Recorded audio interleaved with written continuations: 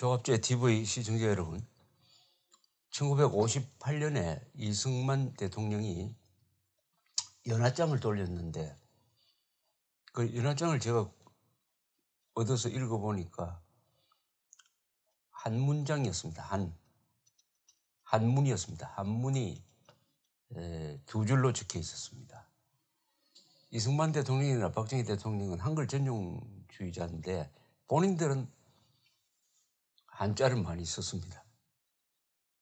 이승만 대통령이 두 줄로 쓴 한자 문장은 이렇습니다. 필력, 병력, 필위, 정의, 용지적, 무적, 불외. 번역하면 이렇습니다. 필력과 병력은 반드시 정의를 이룬다. 이를 쓰면 겁이 없어져서 천하무적이다. 다시 말씀드리겠습니다. 필력, 글쓰기입니다. 필력과 병력은 반드시 정의를 이룬다. 이를 쓰면 겁이 없어져서 천하무적이다. 필력과 병력이 뭐냐? 필력과 병력. 필력은 글 쓰는 능력이죠. 글 쓰는 능력을 발휘하는 사람은 지식인입니다. 뭐 기자, 학자 또는 국가의 홍보부서에 있는 분들 또는 이념부서에 있는 분들 또는 군의 정훈부서에 있는 사람들이죠. 정훈부서에 있는 사람들. 정훈, 한자로 쓰면은 정치정자에 훈련 훈자입니다. 정훈이란 말을 누가 지었느냐 하면은 이승만 대통령이 지었답니다. 정훈, 정훈국, 군에 지금도 정훈국이 있죠. 정훈은 뭐의 약자냐? 정치훈련의 약자입니다. 즉 이승만 대통령은 공산당하고 싸울 때는 이 군대가 무기만 가져서는 안 된다. 정신무장이 되어 있어야 한다. 그것은 정치적 이념 무장이 되어 있어야 한다라는 것을 미리 간파를 하고 정훈국을 세우도록 하고 정훈이라고 지었습니다. 정치훈련을 해야 된다. 이 말은 뭐냐면은 군대가 정치에 개입해서는 안 되지만은 군대는 정치를 알아야 한다는 뜻입니다. 우리 헌법 제5조도 국가안보와 국토방위의 신성한 의무를 다한다고 되어 있습니다. 국군이. 국토방위만 하는 게 아닙니다. 국가안보입니다. 국가안보는 북한 공산주의자와의 대결에서 군이 국가를 지켜야 된다는 뜻과 더불어 내부의 적, 우리 대한민국 안에 있는 공산주의자들로부터도 국가를 지켜야 한다는 의무입니다. 국가안보는 내외의 적을 다 포괄을 하고 있습니다. 따라서 국방부가 사이버 사령부를 만들어가지고 북한 그리고 남한의 공산주의자들이 대한민국을 흔드는 국군을 흔드는 거짓 선동을 할 때 대응하는 것은 그것은 정치 개입이 아닙니다. 그건 정당한 겁니다. 이념 전선에서 싸우는 것입니다. 그 이승만 대통령이 지금 김관진 전 국방장관이 군의 사이버 사령부의 업무와 관련해 가지고 구속된 것을 보면은 통탄을 할 겁니다. 다행히 막 구속 적부심에서 풀려나왔습니다만은. 그래서 이 필력과 병력이 필요하다. 북한 정권과 싸우는 데는 병력만으로는 안 된다. 필력이 있어야 한다. 즉 글을 잘 써야 된다. 이념 전쟁에서는 말과 글이 중요하다. 또 이것을 쓰면은 겁이 없어져서 천하무적이 된다. 글을 잘 써서 북한의 이념 공세를 무너뜨리고 병력으로서 잘 지켜내면은 천하무적이다. 이런 뜻이죠. 이승만 대통령의 위대성은 바로 이런 점입니다. 항상 여러 가지를 종합합니다. 이분은 한쪽으로만 기우는 사람이 아니에요. 이 사물을 볼 때 종합적으로 봅니다. 즉 필력과 병력이라고 딱 했습니다. 필력만큼 병력이 중요하고 병력만큼 필력이 중요하다. 공산주의와 싸울 때는 군대가 무기로서 나라를 지키지만은 지식인들은 필력, 글, 즉 지식의 힘으로서, 사상의 힘으로서, 민주주의의 힘으로서, 사실의 힘으로서 공산주의를 지켜야 된다. 필력과 병력이 충분하면 겁날 거 없다. 그런데 대한민국의 지금 상황은 병력에서는 우리가 핵을 갖지 못함으로써 불리하고, 필력에서는 일부 지식인들이 선동 세력화함으로써 필력으로서 진실을 지키는 힘이 약화되었습니다. 이렇게 해서 필력과 병력이 다 흔들리고 있으므로 겁이 많게 되었습니다. 병력과 필력에서 흔들리면 겁이 생깁니다. 겁이 생기면 적을 무찌를 수가 없어요. 그러나 이승만은 필력, 병력, 필비정의, 필력, 병력을 잘 쓰면 반드시 정의를 이루는데 이것을 쓰기만 하면 겁이 없어져서 천하무적이 된다라고 이야기를 했습니다. 이승만 대통령은 그 말 한마디 한마디를 해석만 잘하면 국가의 어려운 처지를 극복할 수 있는 지혜가 거의 다 실려 있습니다. 이승만의 7대 의록이 있습니다. 첫째, 민주주의를 전적으로 믿어야 될 것입니다. 민주제도가 어렵기도 하고 또한 들어는 더디기도 할 것이지만 의로운 것이 종말에는 악을 이기는 이치를 우리는 반드시 믿어야 할 것입니다. 반공도 전쟁도 민주주의적으로 해야 한다는 뜻입니다. 두 번째, 공산주의는 호열자와 같다. 인간은 호열자와 같이 살 수 없다. 공산주의와는 타협이 절대로 불가능하다고 했습니다. 세 번째, 한국의 공산주의자들은 한국인의 얼굴을 한 소련 사람이다. 그들의 조국으로 보내야 한다. 이 계급투쟁론으로 무장한 좌파들이 필연적으로 4대 매국노가 될 수밖에 없다. 4대 매국노가 될 수밖에 없다. 민족 반역자가 될 수 없다는 말을 하고 있습니다. 네 번째, 무조건적인 투쟁적 평화주의자는 간첩과 같다. 왜냐? 아군만 무장 해제시키려고 하니까 그렇다는 얘기입니다. 다섯 번째, 남북 간의 대결은 없다. 한 줌도 안 되는 김일성 집단과 한민족 전체의 대결이 있을 뿐이다. 즉 남북 대결의 구도를 김일성 일가 대 한민족 전체로 만들자. 북한 주민은 우리 편이다. 이런 이야기입니다. 뭉치면 살고 흩어지면 죽는다. 이것은 분열성이 하나의 민족성으로 굳어진 한민족에 대한 경고입니다. 일곱 번째, 나라는 자유 위에 세워야 한다. 그러면 국민들이 활기를 갖고 생산에 열중하여서 저절로 부국강병의 나라를 만든다. 자유다. 한국 사람들은 자유를 주어야 맹렬하게 일을 한다. 자유의 위대성이죠. 이 일곱 개만 있으면 대한민국을 바른 방향으로 이끌고 가고 나쁜 사람들이 대한민국을 먹어치우려고 할 때 막을 수 있는 무기가 있습니다. 이게 바로 필력이죠. 필력 병력이라고 했을 때 바로 이게 이승만 대통령은 국군의 아버지라고 불립니다. 국군을 만드신 분이죠. 이승만 대통령은 어떻게 보면 군인보다 더 군인다운 민간인이었습니다. 박정희라는 사람은 반대로 문인보다 더 문인적인 군인이었어요. 이승만 대통령의 대전략은 바로 이런 교양에서 나왔습니다. 교양이라고 합니다. 저는 이승만, 박정희를 생각하면은 교양 있는 두 분의 대통령이라는 생각이 듭니다. 교양. 오늘날 우파 보수가 좌파한테 밀리는 이유 중에 하나가 보수적 교양을 제대로 확립하지 못한 것이 큰 책임입니다. 교양. 혹시 우리는 교양 부족으로 해서 보수가 이정이 된 것이 아니냐 하는 자성을 해볼 필요가 있다고 생각합니다. 그렇게 될 때 바로 표준이 되는 사람이 이승만과 박정희입니다.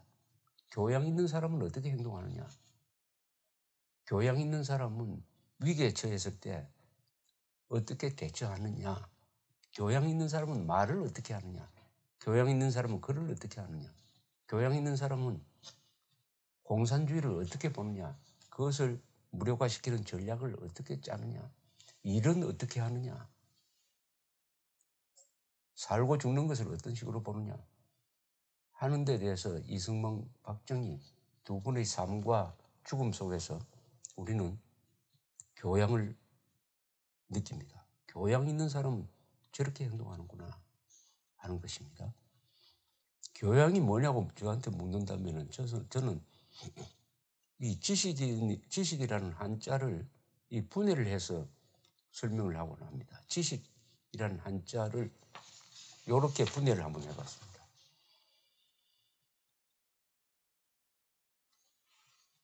여기서 지식이란 말을 분해하면 첫째, 지에서 왼쪽에 있는 게 이게 화살시입니다. 화살시. 화살시는 멀리 날아가는 거니까 미사일에 해당되죠. 전략입니다. 전략. 그 옆에는 입구가 있죠. 입구는 이게 경제입니다. 먹고 사는 것이죠. 경제. 그 다음에 식자의 맨 오른쪽에 붙어 있는 말씀은 이것은 말과 글, 인문학적 어떤 소양을 가리키는 거죠. 가운데 있는 소리, 음은 예술입니다. 예술. 그 오른쪽에 붙어 있는 게 창과죠. 창과. 창은 가까운 데서 싸우는 거니까 이 멀리 쏘는 화살과 달리 이것은 전술입니다. 전술. 그렇다면 지식이라는 것은 뭐냐? 지식이란 게 뭐냐 하면은 이 한자가 이렇게 가르쳐 주고 있습니다. 전략, 경제, 말과 글, 예술, 전술에 통달하는 것이 지식이다. 전략, 경제, 말과 글, 예술, 전술. 여기에 대한 종합적인 지식을 갖는 게 바로 지식입니다. 지식. 이게 교양의 바탕입니다. 한자가 참 위대하다는 생각이 듭니다. 한자 두 글자 안에 이렇게 핵심적인 정보를 담을 수 있는 게 바로 이 한자의 위대성이죠. 그래서 한국인으로 태어나면은 한자를 쓰지 않으면은 사실은 한국인이 아닙니다. 온전한 한국어를 말 못하니까 교양인이라고는 절대로 할 수가 없죠. 지식, 교양의 바탕인 지식은 전략, 전쟁을 알아야 된다는 뜻이죠. 전쟁뿐만 아니라 외교를 알아야 되는 것이죠. 전략은 외교를 포함합니다.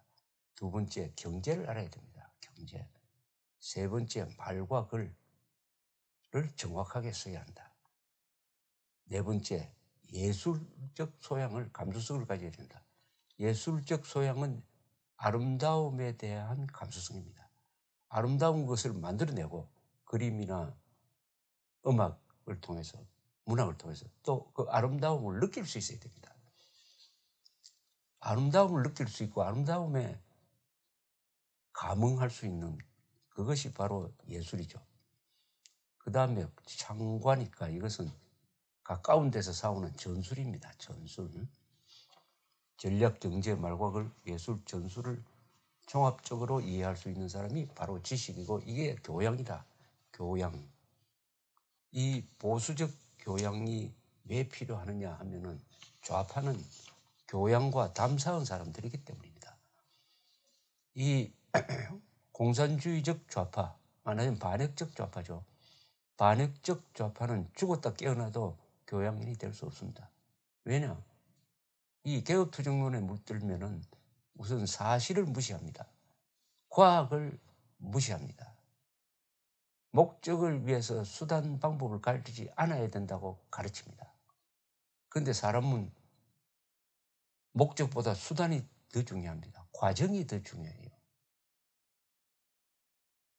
돈을 벌었다, 뭐 1억을 벌었다. 그 1억이 중요한 것이 아니라 1억을 버는 과정에서의 노력, 그것이 삶의 자체이고 그것이 더 소중한 것입니다. 과정 생략입니다. 과정을 무시합니다. 그 말은 인명을 무시한다는 뜻이죠. 또 기본적인 좌파 세력의 기본적 감정은 증오심입니다. 증오심. 특정 그룹의 사람들을 적대 세력으로, 타도 대상으로, 지주, 부르주아 이런 식으로 분류해가지고 숙청하는 것이 혁명에 이바지한다. 그러면 10만 명, 20만 명, 100만 명도 죽여도 괜찮다. 혁명을 위해서. 불가피하게 인명을 가볍게 봅니다. 이것은 교양과는 아무 상관이 없는 것이죠. 그리고 집단을 중요합니다. 개인은 집단에 소속되어야 한다. 이렇게 되면 교양이고 문명이고 다 기반이 사라집니다. 민주주의든 자본주의든 모든 가치는, 인간 사회의 모든 가치는 한 사람 한 사람의 독립된 기본권을 인정한 바탕에서의 자유입니다. 개인의 자유입니다. 개인의 자유. 그런데 개인의 자유는 무시하고 개인의 자유는 집단에 종속되어야 한다. 이것이 공산주의입니다. 그 집단은 뭐냐? 프롤레타리아다. 근데 프롤레타리아가 너무 많다. 그 사람들은 모든 판단과 인격까지도 당에 반납해야 된다. 당에 귀속시켜야 한다. 당도 거추장스럽다. 수령 한 사람만 있으면 된다. 이렇게 함으로써 수령 한 사람만 인간답게 생활하고 나머지는 다 로봇 아니면 짐승이 되도록 하는 것이 계급투쟁론입니다. 그래서 좌파는 기본적으로 교양을 가질 수가 없습니다. 그런데 우파는, 보수는, 자유민주 세력은 반드시 교양인이 되어야 합니다. 왜냐? 보수라는 것은 역사와 전통을 이어가는 사람들입니다. 문명을 건설하는 사람이에요. 또 그 건설한 문명을 지켜내는 사람입니다. 보수와 좌파가 근본적으로 다르는 것은 좌파는 아래 위가 없습니다. 그러나 보수는 아래 위가 있는 사람이라 해야 됩니다. 아래 위, 위는 뭡니까? 조상이기도 하고 역사이기도 하고 전통이기도 합니다. 아래는 뭡니까? 우리 세대뿐만 아니라 다음 세대, 다음 세대, 영원히 이어져 가야 하는 이 인류 문명의 발전을 위해서 조심해가면서 신중하게 행동을 하는 사람을 우리가 교양인이라고 합니다. 교양인이라고 하면 또 다른 말로 불리는 게 있죠. 인문적 지식이 막 완성된 사람이다, 이렇게 볼 수 있는데, 근데 인문 지식은 제가 지식에 대해서 아까 이 말로 설명을 했는데 그거하고 좀 비슷합니다. 인문학이라 하면은 흔히 문사철이라고 그러죠. 문사철이라는 문학, 그 다음에 역사, 철학, 인간의 신면을 들여다보는 문학, 문명의 발자취, 국가, 민족의 흥망성쇠를 기록하는 역사, 그리고 세상 사물의 원리를 알 수 있게 하는 철학이죠. 여기에 두 개가 더 붙어야 됩니다. 하나는 예술, 그리고 하나는 스포츠입니다. 스포츠.